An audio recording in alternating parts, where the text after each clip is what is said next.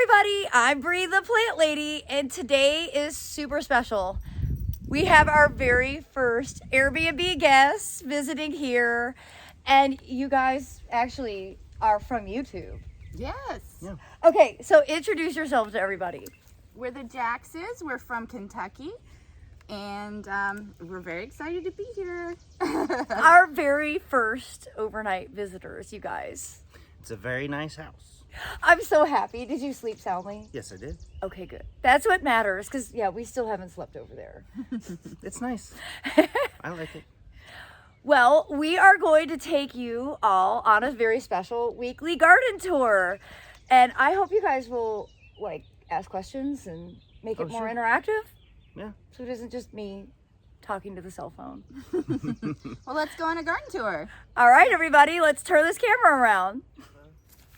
Oh, look, there is a barley. You left a seed pod. And that will germinate if it ever rains again. Stick it back in it. Well, Or break the it funny up. thing with the barley, and this is why it's a cool season grain, it'll germinate, but it won't live through the summer because it's too hot.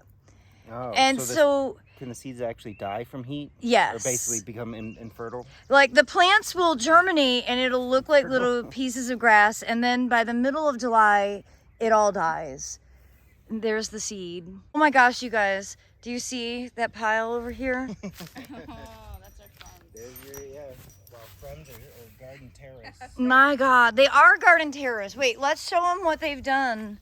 So this, the foundation bed just got planted a few days ago, and I came out the day after, and look it, the deer ate all the sweet potato foliage.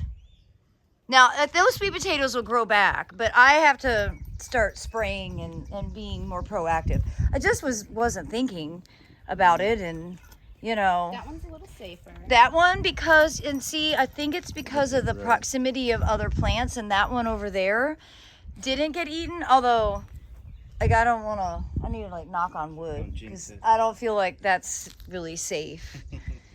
But then I'm glad to see that, maybe they did. I was hoping they wouldn't eat the sunflowers, but they may be starting to. So I think we're going to have to set the Orbit Yard Enforcer up out here, because this has to get irrigated all the time till it's established.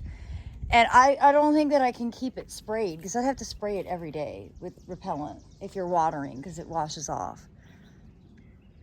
That sweet potato looks good.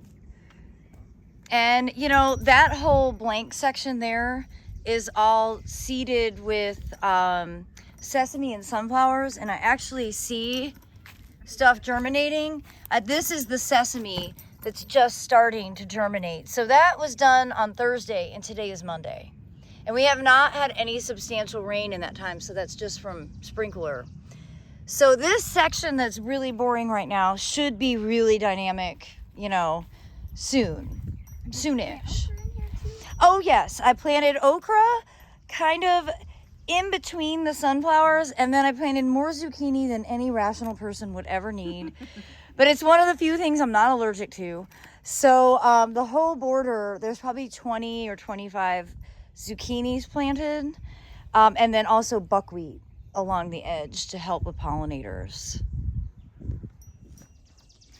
So the lettuce border looks super disorganized now, but we're collecting the seed, and I've shown this before, but I want to show you guys. So you see how it almost looks like a dandelion, and the seeds are these tiny things that look like almost like eyelashes.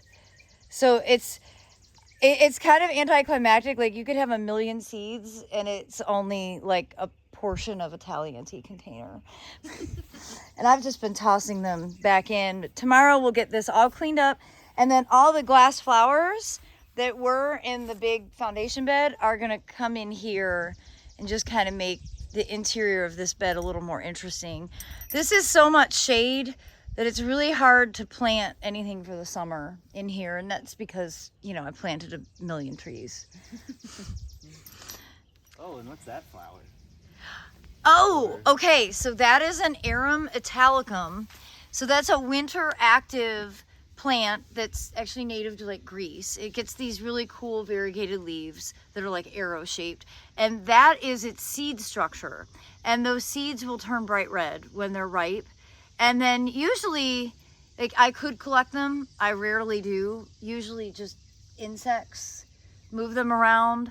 And so then you get these like nice populations where they're just self-sowing. Some people consider them to be invasive, but for me, I don't consider arum to be a problem. You know, they're easy enough to pull out if you don't want it somewhere. But they go completely dormant for the summer, and then they emerge in the fall when soil temperatures are cooler and the days are shorter. So it's really, I love it because it's a leaf that you can use in winter flower arrangements. And now we've got sprinklers running because we have a beautiful day today, everybody. A very non-North Carolina day. It's like you're not sweating. There's like no humidity. What is it, like in the low 80s or something? But everything is super dry because we haven't had any substantial rain whatsoever, even though we've had terrible windstorms. So it'll be a day of sprinklers. Redbuds about to drop. Ooh, is there seed? Oodles. Ooh, yes there is. So this is Cercis chinensis alba. This is a white flowering Chinese redbud. So not the native. All of my native redbuds died from ambrosia beetle infestations. Oh, yeah. And actually my pomegranates are all infested with ambrosia beetles. That's on the list this week to cut all those down. And it's funny because you see this one, Alba, the white variety, set seed. Don Egoff here, which is the really extraordinary purple one, is sterile. That was bred by the National Arboretum, and this is a naturally occurring form, like from nature. So does this never throw seed? It never sets seed. Or if it does set seed, they tend to be sterile. So you see there's a couple seed pods here, but they don't have mature seeds in them. So this is a great plant for people who, you know, don't want seed set. Seeds. Yeah. So, and our native redbuds in Kentucky throw mulch. invasive. Oh my gosh, they They are. throw so much. It's funny you say that because I'm putting you guys on camera. My former boss, Dr. Parks, he always would say, and you know, he was a person who would go to Asia and collect plants. He always said his most invasive plant in his yard were native redbuds and native sweet gums. Yep, they grow Native like crazy. redbuds are gorgeous, but if you don't have a leaf blower, Yep. get one. They're Because gonna I know come up everywhere. ours was established before we moved in, so it was 9+ years, maybe 20, 30 years old, and it threw gallons and gallons and gallons of seed every year, and On the garden too. it would kill. Oh yeah, Of it would course kill in all the grass, garden. and we'd have redbuds every spring coming out, just volunteer redbuds coming up in the garden. That's so funny. That's never buy a redbud in Kentucky. Good Don't waste your advice. money. Or the new redbuds that are being bred with like really amazing foliage, those have also been bred to be sterile. So what they usually do is they change the chromosome number from being even number of chromosomes to an odd, so they can't develop seed, and that prevents seeding. It's also because they're all patented and they don't want people to be able to reproduce them. Well, and having a sterile one might be good, especially if you're growing underneath. Any Yes. kind of ground cover, because those seeds will just cover and kill everything. Oh, they really I will. Amazing. love them. And they're Oh, they're deeply beautiful. rooted, They are and you beautiful. know. It's on.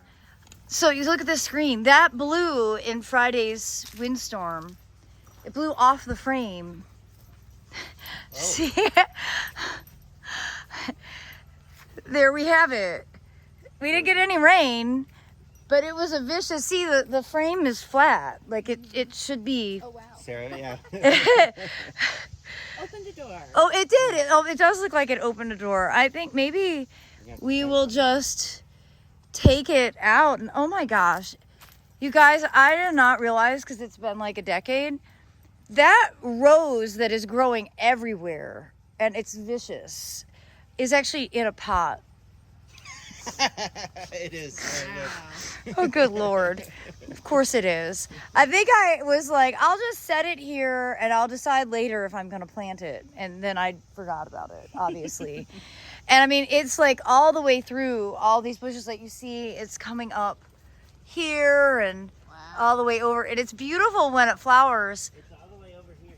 But it's really vicious. I mean, it's one of the thorniest. Oh, wow, I see that. It's super fragrant. So it's really nice, but it only blooms for like 2 weeks in the spring. I hate pruning roses. Like my first job when I moved to North Carolina was as an estate gardener.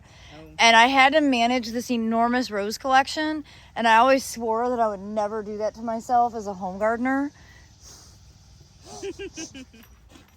Okay, you guys, this is really, really special. We've got our first ripe tomatoes. And I did not plant these. These are growing in the pathway. Seedlings from last year. They're not like cherry red, but here, try a tomato. Let's see how they are. This is a big deal, the first ripe tomatoes of the season. Well, it tastes like tomatoes. Good thing to have it noted. So here are ripe poppy seeds. And that's because you see they're black and they look like what you would use in a poppy seed muffin. And then let's show them this one in a different hand. Oh, fresh hand. Fresh hand. See how these are brown? Those aren't ripe. Because you see the pod is still a little bit green. So those likely won't germinate. So when you're collecting poppy seed, it's really important that you get this color and not that color. And then there was another one that looked like it should be ripe. Oops. One-handed.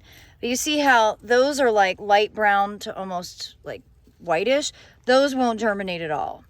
So this is what you want when you're collecting your poppy seeds. This year is the year to finally enjoy figs from these enormous plants that have taken up so much square footage and disappointed me for a decade. But we finally have figs growing. And that's encouraging. Because, you know, what's happened in the past is we've gotten cold and they've died to the ground. And then they grow back and they start forming figs and then we have frost and they all die off. So this is one of the first years ever that the woody part didn't die down. So even though I'm in a warm climate, figs haven't always been reliable for me. So I feel for people who live in colder regions where you really have to go to extreme measures to grow figs, you know. And I can't even tell you how many times I've contemplated killing these. I'm no way am I ambitious enough to dig them out because, I mean, if you look, you know, they kind of spread and they're really big stalks and, well, I think I'd need a backhoe to pull them out at this stage, you know. Oh, you guys, look at the riding spider. That's a nice big one. Wow, those are pretty. Oh yeah. I love them. I don't know if they specifically eat mosquitoes, but I like to think they do. They'll catch them either way. Yeah, Pest of the season. that's right. And we don't even have a huge Japanese beetle problem here, like compared to the Midwest, where Japanese beetles desiccate everything. But, you know, you expect them to eat the foliage. And here's this raspberry that I've been talking about for like 3 months. I finally got it replanted. But look at it. It's eating the raspberry fruit with joy. Look at its little feet up in the air. I want that raspberry. I mean, I think it's safe to eat. It tastes good. Let's find you guys some raspberries. Okay, we're looking at the eggplant, which is exciting. It's the first eggplant. But look at what they did to the blackberry. Oh, I have got to get my act together with the deer defense because they're going to just devour everything. There's this one. I mean, you know. Have you been picking cucumber? Oh, this one needs to be harvested, doesn't it? It didn't. It didn't quite get enough water in its early life. So what happens when they go through 110 degree days? Now the goal here So this is like, I can't remember the name of this. It's some sort of squash. It's like from Southeast Asia that a friend gave me. And you see how it's attaching itself to this. So the greenhouse, my goal is that it'll literally be a greenhouse. It'll just be completely covered by that. And you won't even be able to see the shade cloth at all. We've done it a few times. Like one year we did it with pumpkins and it was really awesome. So I'm hoping that squash will just take over. Dewey tells me, it's like, he actually says like, oh, cut it down in July and then let it reflush. I'm just going to let it go. And I hope I'm not going to regret that decision. It's always a learning experience. So here's the Egyptian walking onion. An imperfect way to show everybody how it reproduces itself. And they just lean over. You see these are like nearly touching the ground. And they'll root in. And yeah, see it flowers and then these bulbs form. And then you can just continue to plant them. And they're totally perennial, I think through zone 5. So this would be, the main reason, we do eat it. But the main reason is for deer control. Because, like all the garlic is dormant and pulled out now. So that's no longer helping with animal control. But this Egyptian walking onion will continue to grow through the summer. Is that one even? Look, that one's doing it twice. So there's here in the ground and then up And there, then up here. Quite prolific. Yeah, you're going to have to take some of these home. Okay. When do you start your brand new garden? Like next week? Kind of, yeah. We have lots of things. We move in next week, but I guarantee you I'll be. You'll be already starting to planting. plant stuff. Let's see, Because we have borders and we have a garden there, but it's all just it's two big there's no raised food in it. beds, and that's it. Oh, it's strawberries. So That's we're getting perfect. lots of inspiration Put in strawberries Bree's on garden.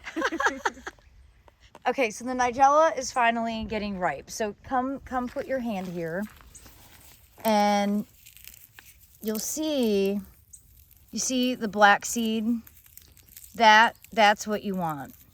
So now we'll compare that to one of these green pods. And you see how the seed is green. Let me get that out of the way. So this will not germinate.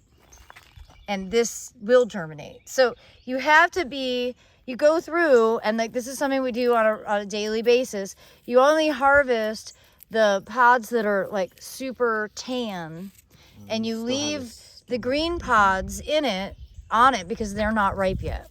And so this is why collecting the seed takes like forever. Because they don't happen all at It once. never happens all at And once. if you wait for it to, then it's going to open up and seed. And these have been self-sowing here for years. And actually the deer are bedding in here. You see how they're like all knocked down? They just go to sleep here because why not?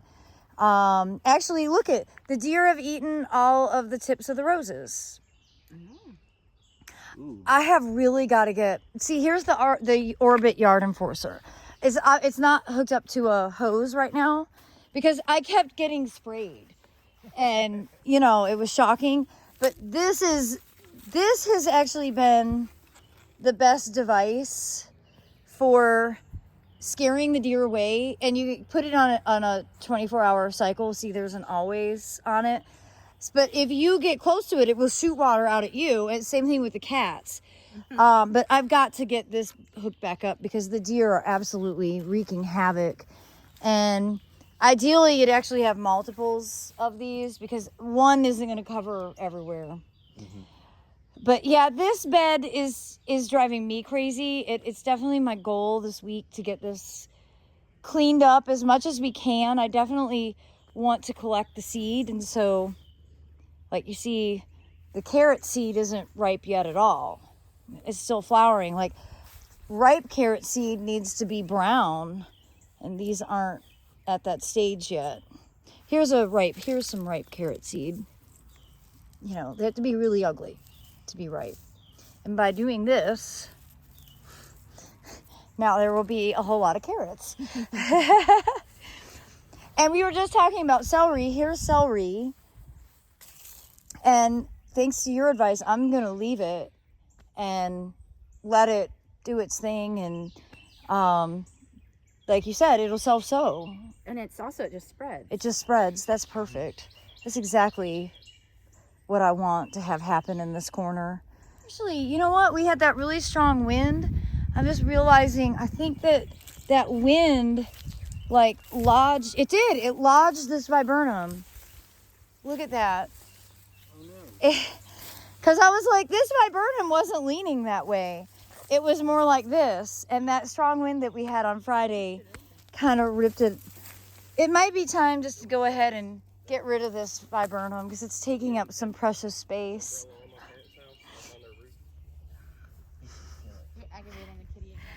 Oh, this is like her happiness. Her claws are in. She's happy. She's like, I just want to use my tongue. Arr, kill it. It's dead. She's a mess. And the deer are at it again. Look at what they did to this tomato. And this tomato. Okay, I've got to go to war with the deer. One thing they don't touch is the rice. So here is the black mudras rice. Someone informed me I was saying it wrong. I was saying it American, you know. And so this is in a pot with no drainage holes. Oh my God, no, look it. They've been nibbling the rice. Oh my God. All right, it's on. I'm gonna get really busy deer proofing everything as of today. Okay, so we're comparing all these different onions. So here's the Egyptian walking onion. As you see, sets bulb. So Sophia has got to be a part of it, you guys. And so we're just looking like, I mean, isn't that funny? It looks almost like celery. Mm-hmm. And then a nice big bulb here that we will eat. It smells like onions. It smells great. And then here's a different bunching onion that, you know, I've been growing this one longer, and I know from experience that, like, you don't need to have 50 in your meal or you'll be overwhelmed by the onionness of it. Good. So today's video is all about us discovering that we were gone one night, and overnight the deer ate from everywhere. So look, they ate tomatoes from the tower garden. That means they're right here on the back porch. They ate the sweet potatoes that I'm training to grow over this arch. I can't believe it. I think it's funny, it's the garden house, but there's no garden. There's no garden. Well, it's in progress. You know, we have other things like this enormous lip to deal with, figuring out to make sure that anybody that pulls in here in a car, they can't go off the driveway or they might like hurt their car. And this side is worse. This side's really high. Yeah. So we're gonna need tons and tons and tons of material to build up a mound so that we can then put sod adjacent. It can be mowed, but it would also be safe if you drive. Yeah. The things that we have not thought about. Well, I just have to say how exciting and how much fun it was to have our first visitors. And they are friends from YouTube who we've never met before. And now, of course, we're going to be friends forever. And it was just so much fun to walk the garden with them. And it just makes me realize how great these videos can be because people actually recognize the space. And wow, I'm just like overwhelmed with gratitude and excitement. And I hope all of you out there watching will maybe check us out, come visit during an open garden, or, you know, stay next door and we can have cool gardening experiences. You know, that's kind of what it's all about, just keeping it real and sharing stories with one another and sharing seeds and plants. And I look forward to giving y'all another garden tour next week. This is the last official day of spring, and well, we're making a lot of progress getting the garden transitioned. So I think by next week's garden tour, you probably won't see any more poppy or larkspur seed stalks. You know, we'll all of this stuff will get cleaned up, and we will kind of finish planting for the warm season. So lots of changes ahead, and I hope y'all have a great week. Thanks so much for watching, everybody.